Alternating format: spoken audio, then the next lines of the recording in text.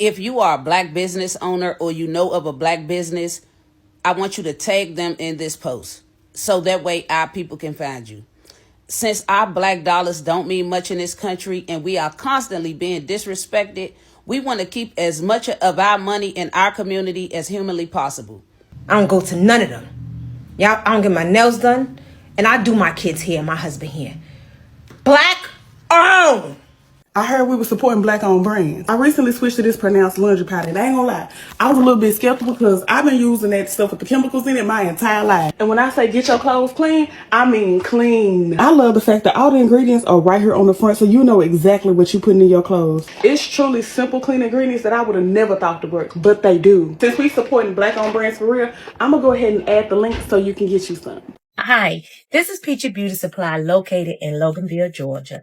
Listen, we have been hearing all the talk about supporting black-owned businesses and black-owned products. This should not be a one-month thing. This should be an ongoing commitment to supporting black-owned businesses and black-owned products. It's about creating sustainable support to our communities year-round. This is an amazing opportunity for us to keep the momentum going year-round and going forward. Again, this is Peachy Beauty Supply, 2715 Loganville Highway, Loganville, Georgia. Yo, my boy built an app and y'all gonna fucking like it. And you better go sign up. Hey, you guys, I built like a, Put it to your face. like a black Amazon. It's called Blap. It's black-owned businesses that you can shop from around the world. It also has 50,000 black-owned businesses, brick and mortar, that are in your neighborhood that you can shop. So I hope you guys all download it. Thank you. He ain't hoping for shit. You better do it. And there you have it. A growing number of black Americans are saying enough is enough. Like enough of feeling like their money is welcome, but their concerns and frustrations are like ignored. Enough of supporting businesses they believe do not value them beyond their purchasing power. Enough of, giving it to them, yet they are not giving it to you. And now many are responding in a different way. They are organizing, they are promoting black-owned businesses. They are encouraging each other to keep more of their dollars circulating within their own communities. We're talking of black communities. I mean, some people in this video are even growing their own vegetables. I mean, just look at that. You are afraid to buy it from somebody who grows it. You just need to buy it yourself. I mean, just look at that. Why? Because they want more control over where their money goes and who benefits from it. Others are highlighting, black-owned stores, products, services as part of larger movement toward economic self-sufficiency. And personally, as an African watching this from outside America, I think I really understand why so many people are supporting this idea. And yeah, personally, I also support this because at the end of the day, respect should go both ways. Even Asians, they support themselves. White people, they support themselves. Why shouldn't black people also support themselves? And for many people in this video supporting one another, economically, it's not just about money, It's about dignity, it's about unity, it's about some sense of ownership and building strength within the community itself. I hope that really makes sense. So for now, let's dive into the video. If this is your first time to watch this video, kindly subscribe to join the community and don't forget to share your views. At the end, we'll share more commentary, more discussion. For now, let's dive into this. My refrigerator is silver, but the food in there is black owned. You know why? Because I grow my own food. Hold on. Sage, lettuce. Y'all see this beet? Okay. Parsley. Celeries. Come on, let's go outside now.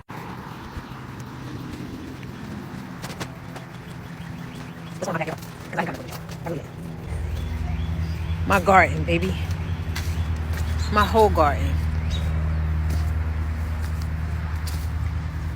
Those are potatoes.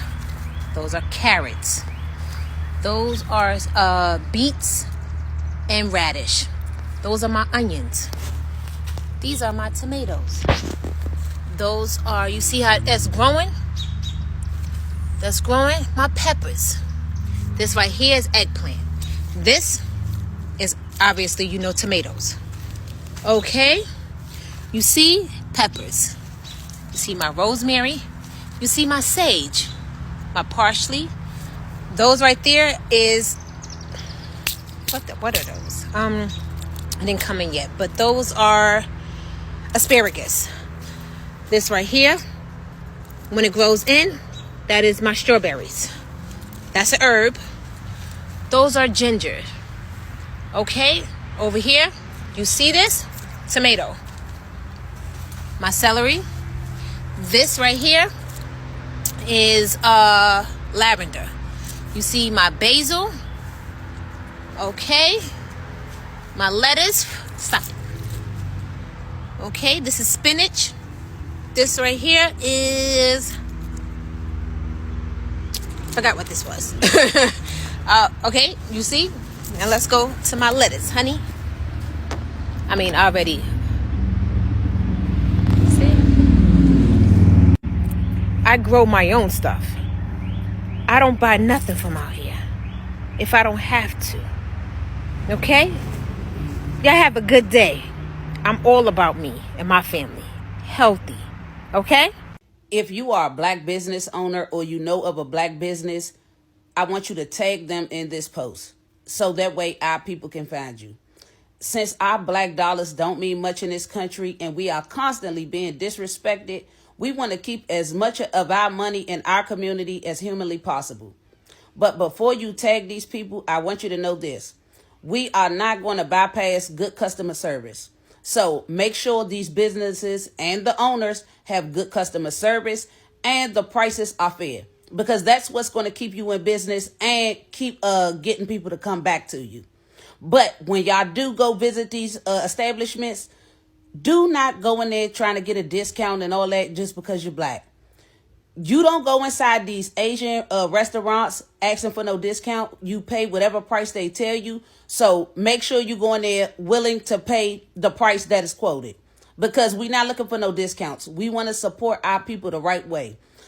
Like I said, tag them in this post so that way y'all can get in contact with each other, and make sure you drop the city and all of that. So like I said, so the people that's closest to you can find you.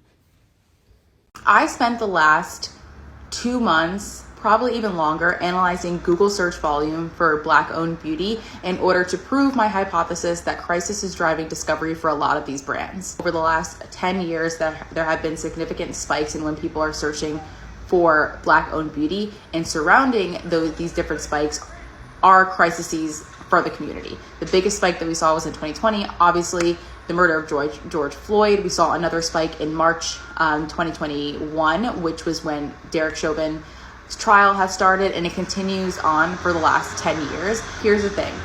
Unlike K-beauty brands that have positioned their ethnic ownership as a source of excellence and innovation, so much so that now Sephora is partnering with Olive Young. Every day that I go into Sephora and to Ulta, I see new K-beauty brands popping up that people do not hesitate to buy because of their proximity to K-beauty brands, which they associate with best-in-class innovation and excellence. However, when it comes to Black-owned beauty brands, the perception that we're seeing is that people associate these brands with sympathy-driven support, crisis, and rescue missions. Crisis strikes within the Black community. People particularly, they want a way to support that community, and it's often like, okay, I need to support Black-owned beauty brands. I need to support Black people in whatever which way. But the reality is attention spans are short. Founders and the brands that I personally love will not survive in that environment. I just want to say that if you're ever in Davenport, Iowa, stop by Woke on Harrison, Black-owned. Sea Moss Smoothies. All of them are named after revolutionaries.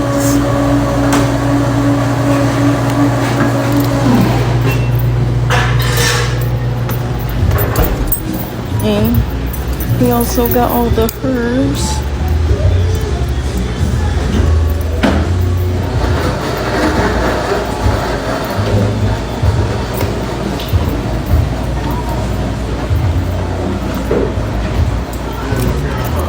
Look at it. Look at that, y'all. My friend did that.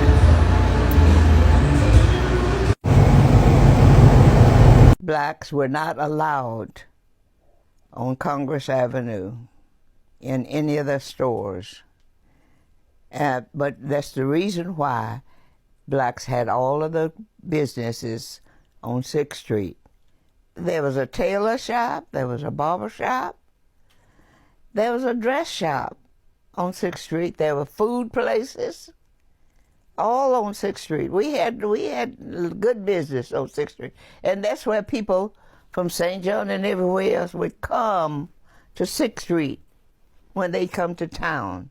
Later on, they started allowing us to go in their stores on Congress Avenue. E.M. Scarborough's, which was the biggest uptown store in Austin, they started letting blacks come because they started employing blacks. And I guess those black people invited their friends to come, and they started to let them all come there. Then after that, all the other stores opened up. A black entrepreneur explains how and why he created his own brand of laundry detergent. Introducing Pronounce. It's concentrated, built to last longer than traditional liquid detergents, and made with only what actually cleans. No artificial fragrance, no unnecessary additives. The problem is, laundry detergent stopped being about cleaning. It became about fragrance, fillers, and products designed to run out faster than they should. So I simplified it to only what actually works. But why is it so hard for us as a people to be professional? Maybe it's because I was adopted and I was raised by white people, and I saw organizations like, oh, you show up to an appointment on time and you get served on time? You have to stop this narrative that black-owned businesses are somehow less professional. In fact, let me go somewhere. I'm at Island Pops, a black-owned business on Nostrand and St. Mark's Avenue, and I've just purchased a passion fruit ice pop. This idea that black people just aren't as professional or that their business aren't run as professionally is dangerous, especially when you consider how many black-owned restaurants, barbershops, salons, black contractors, black handymen, people who have been pillar stones of their communities, filling in gaps where white businesses often don't. It seems very insulting to make this implication that we as a people just aren't as capable of moving as professionally, especially when you consider what happens when white businesses run unsuccessfully. Sure, a poorly run black business might mean that your hair doesn't get done on time or in the way that you want it to, but we never caused the housing market crash. And after 2008, nobody was like, that's why you just can't let white people invest money. I'm just saying that getting online and saying that, well, maybe it's because I'm the child of 2 adoptive white parents that I just don't understand why you black people can't act professionally. You could see how that could come across as, a little funny. Just further adding to this idea that black people aren't allowed to be individuals and must answer for the actions of every single black person ever, whereas white people can destroy entire economies and just chill on it. Anyhow, this wasn't a super educational video. That video just made me mad. Hi, I'm Liz, and I'm the owner of 40 Acres Fresh Market. You probably know us for having the freshest and bestest produce in town. On January 20th, 2018, we opened our first produce pop-up market in Chicago's Austin neighborhood, and we have not looked back since. We are driven by the simple belief that every hood should be healthy.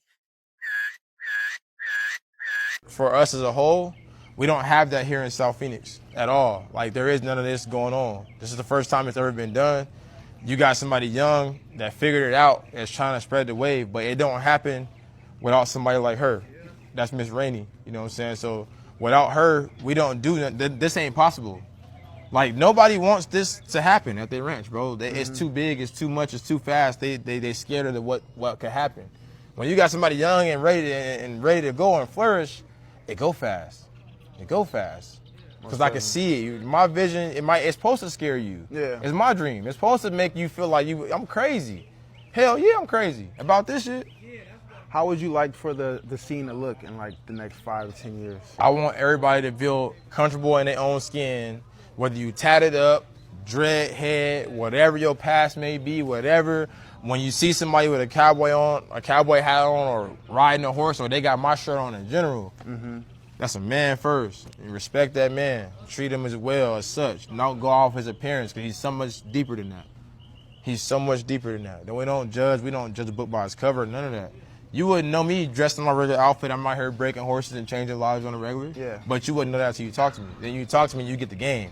Oh, shit, he might know something. Yeah. But if you just assume out the gate, that's why I say I'm always sit back and listen first and let you, because I'm going to know who you are. I read body language real good. I've been meaning to do this for a while, but there's no better time than right now to highlight some of my favorite Black-owned skincare brands. And I'm wearing my Rudaware Scrubs, which is also a Black-owned brand. I have to start off with Beauty Stat. Ron Robinson has perfected a vitamin C serum. It is an excellent product. They also have these really great chemical peel pads. They're just a good chemical exfoliant. You can use them nightly. Those are the two products that I recommend, but their whole product line is great. Atem has one of the best moisturizers I've ever used. Look up We the People if you're looking for a hydrating like body oil. Their hydrating body gloss is impeccable. If you're looking for products that target hyperpigmentation, Topicals and Hyper Skin carry some great products. Shani Darden has so many great things, but I think that she does a over-the-counter retinol the best. Ipara has a really beautiful eye cream that just helps lift and tighten the skin around the eyes and helps with dark spots and puffiness. Let me know if you want to hear more. Now, when I watch this video, I think there are about 2 or 3 things that are very clear. You see, a lot of Black Americans are reaching a point where they feel like enough is enough. You know, we can't keep respecting those who don't respect us. We can't keep wasting our resources, financial resources, to those who don't value us. You see, for years, many people have argued that Black consumers, Black people, contribute billions of dollars to American economy. Yet they often feel disrespected, they feel undervalued or only appreciated whenever, their money is needed. It's like Black people are needed just for the money they have, not them as people. And what we are seeing in this video is a growing movement of people saying if our dollars are powerful enough to support other people's communities, I think then this same money, these same dollars we have, I think they're also powerful to support our own. Like if I'm able to support somebody with my resources, it means my resources can also support myself. I think that's the argument here. Now, as an African watching outside the United States, I can understand why this message resonates with so many people, because at its core, this is not just about like shopping. It's not just about buying and selling from which race, from which kind of people. No, I think it's all about respect. I think it's just about respect. Respect is supposed to be a two-way street. It should be two-way, right? You give it to me, I give it to you.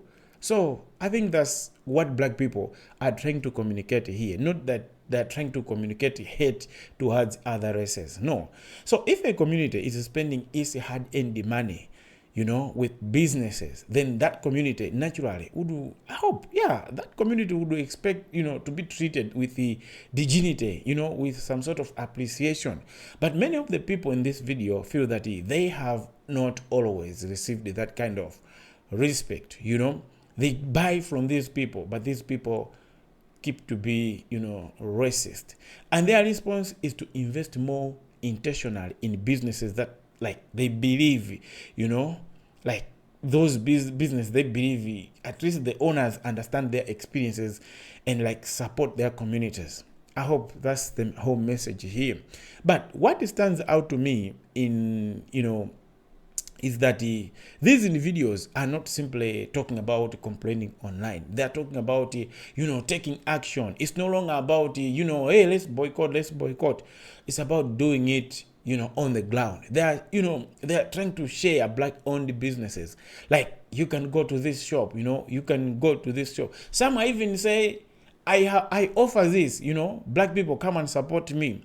Promoting Black entrepreneurs, encouraging people to shop locally, and even creating new platforms and apps designed to connect consumers, to connect, Black people, to, rely on Black-owned companies. We're talking of, somebody mentioned about somebody mentioned about Black Amazon, like that. Not necessarily is going to be a branch of Amazon, but it's Amazon-like, but it's a platform for Black people. I mean, that's a very different approach from simply arguing about the problem. It is an attempt to build, something much tangible.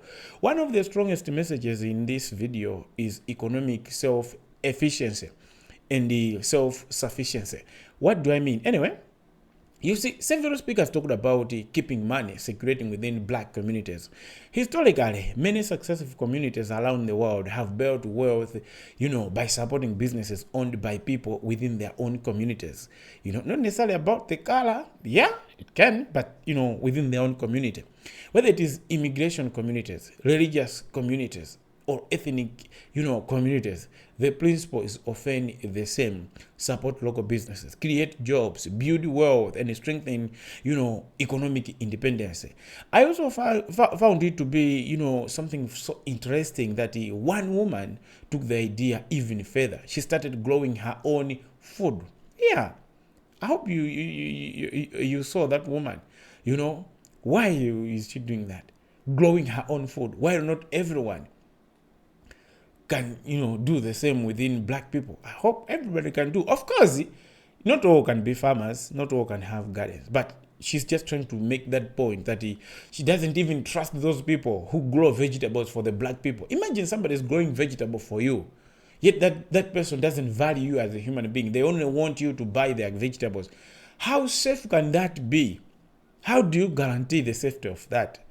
How can you trust that that vegetable at least was produced, I hope you get what I mean. Okay? Her message was really about reducing dependency and becoming like more reliant. So to her, ownership was not just about businesses. It was about taking control of what you consume. There are people who may hate you. You feel like they are hating you as black people. And those people are cooking something for you to eat. Yes, you buy, but still you can't trust that. So I think that's what she's trying. At the same time, she's controlling, she's trying to save money. And where your resources, come from really matters. Where your food comes from really matters. Now, another important point made in the video is that support should not just come at the expense of quality. And I think this is also powerful. I don't know if the second speaker or what, but one of the speakers pointed out that she specifically said that black owned businesses should not expect customers to overlook poor customer service. Yes, you are black, I'm black, but you don't need to buy from me just because I'm black and you are black. No, but at least I'm also giving you something you want, something of value, right? Something of quality. I hope you get what I mean. So honestly, that is a fair point. Supporting your community does not mean abandoning, standards, abandoning quality. In fact, long-term success requires, excellent service. It requires, quality products, quality services, professionalism, and fair pricing. And customers may initially support a business because of shared identity, but they will continue supporting it because the business consistently delivers value. And the price is at least better. And that part of conversation, I think, is also important. So let's not abuse the fact that, let's buy from black people. Let's also offer quality. But I'm sure black people will definitely do the best. Because it shows that this movement is not just based on emotion, okay? That's the other thing I'm looking at. It's not just about emotion. I'm not buying from black people just for the sake of I don't want to buy from Asians, but black people are also offering something valuable. I hope you get what I mean. Now, there's also an understanding that sustainable success requires some sort of accountability, right? A business must only repeat customers through quality and reliability. That's the same thing. That's the same thing I'm saying. That you need to. I hope you get what I mean. Now, another powerful theme that in the video, I don't know what you can also spot. Let's discuss in the comment section. But for me, I feel like another powerful theme is the difference between the temporary support and the sustainable support. Something of long run and something of just the short term. Now, one speaker explained how interest in black-owned businesses often spikes during moments of crisis. People love to organize whenever there is a crisis, but as soon as that crisis is over, people go back to their normal life. So I think this is something we really need to be careful as black people. Okay, when we are united today, let's always make sure we are united, whatever weather. Okay, so I think that's the point. Okay, it's not that whenever there is there is a major racial incident, and then, you come together only to fade after, something like, I hope you get my point. Now, that observation is definitely, worth thinking about.